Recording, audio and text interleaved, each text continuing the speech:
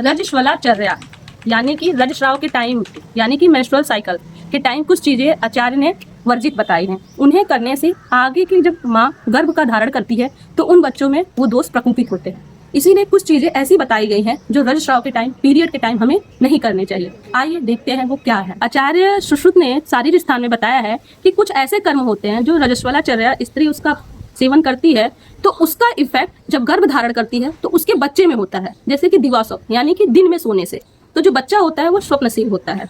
अंजन लगाने से, माँ अगर आंख में मतलब काजल लगाती है तो जो बच्चा होगा वो अंधत्व होगा, मतलब यानी कि अंधा पैदा हो सकता है। रजस्वला स्त्री अति स्नान करती है यानी कि पीरियड के टाइम बहुत ज़्यादा स्नान करती है तो जो बच्चा पैदा होता है वो दुख स्वभाव का होता है, हमेशा चिंतित रहता है।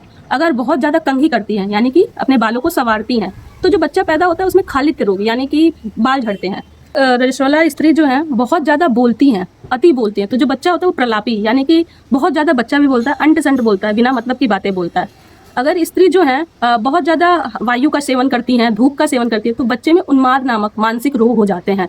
अगर स्त्री जो है वो हंसती हैं, बोलती हैं, बहुत तेज आवाज़ में बोलती हैं तो जो बच्चे का ओठ होता है, जीवा होती है, थोड़ी काली होती है। अगर स्त्री क्या नाम है बहुत ज़्यादा रोती है तो जो बच्चा पैदा होता है उसमें नेत्र रोग हो जाते हैं।